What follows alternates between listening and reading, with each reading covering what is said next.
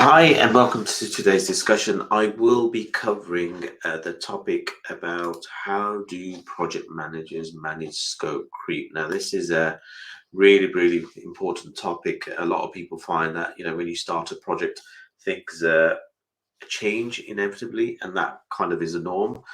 But how to manage that change is really important. So, some of the areas I'll be covering is really just a basic understanding of what scope creep really is, some basic common causes around that, etc. Then I'm going to go into managing scope creep, high level overview of that, and techniques for managing scope creep, and some best practices for scope creep. So without delay, let's crack on with the discussion. So really need to understand what scope creep is. So I'll give you a quick definition, which is generic. It's not something that you need, but inevitably gives you a good overview. So the term scope creep refers to really tendencies for project scopes to gradually expand beyond its original goals and objectives without the necessary adjustments to its timeline, resource, and budgets. Now that's basically saying there's a change in your project. We haven't really taken any consideration of your timeline, what resource impact and budget, and that's really important. Some of the common causes that cause scope creep is lack of monitoring. Really, sometimes just adding things in left, right, centre without really thinking about what impact it has. You've got pressures, from the business telling you what needs to be done when. Changing requirements and priorities, that's a common one. The business moves, you have to move with it. But the big one is really lack of clarity or consciousness of what the project scope is. Now, if you don't know what you're delivering, it's really difficult to try and define that. And one of the best practices really is to determine and always have a scope to work from. Unfortunately, if you don't have a baseline to work from, you're kind of making up as you go along, and that's really difficult to manage from a project management perspective. So the impact of project scope creep on projects really is: one, it impacts the outcome; two, it impacts what you deliver. People's stakeholder expectations might not be what they anticipate would be delivered. What you thought you were going to deliver it doesn't actually happen. Your budget is, it goes out the window. There's just overspend, and you're not managing that. And obviously, with senior stakeholders and finance teams, that's not going to go down too well. Your resource is, you've overused your resource, but it does bring us some benefit. You've added better features, etc. But let's move on, and I'll explain how to manage scope really, which is really important. So managing scope creep is really important. So first thing you need to do is establish a scope baseline or scope of works or a project initiation document, a PID, which defines what you're going to deliver. Now, the definition here, I would say, is what have you agreed to deliver within agreed time frame, and it's estimate at this point in time, with agreed resource and agreed budget. That is really key to get done, because that gives you a good starting point to manage from. There will be change, there will be things you need to do, so that will happen, and then that creates your baseline. Scope of works is really good, depending on what environment you are, and a PID is something you put in place to redefine what you're going to deliver. So by the time you get a scope of works from a business delivery to where it comes to you, there's going to be changes. So it's just reinforcing what you do, and that's establishes your baseline. You've got that, then it's really making sure you've got a good change control process. Now, change control is anything that changes within your project time frame. How do you manage that and make sure it's managed correctly from a budget perspective, from a resource perspective, and a benefit perspective? Does it really bring benefit to your project or to the customer that you're delivering to? And that's really important, that you have a clear, defined change control process. Next is your communication with stakeholders, because any change you make doesn't necessarily mean you might think it's a good idea, or your engineers or whoever they may be decide, oh, that's a brilliant idea, because it's just not thought about. You speak to your stakeholder and they understand that it's not necessarily the right thing. So you got to make sure you get their buy-in.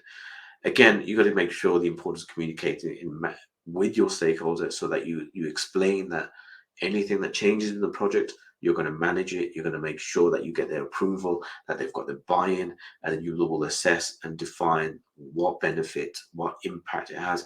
Sometimes, you'll come up with an idea which is really, really good, and you'll say, oh, we've got to get this in, but you're going to get the buy-in. You can sometimes make a decision simply just by having a quick meeting, saying, look, guys, I think that estimate the impact. Most people will say yes, and that's quite quickly you can make a decision. But sometimes you have to do the detail and due diligence to make sure it's all good.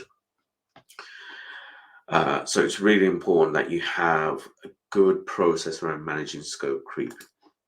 Next is really, what techniques can you use for managing your scope creep? So one of the things is, you get scope creep. You can first thing first, if somebody wants to make a change, have it in a meeting.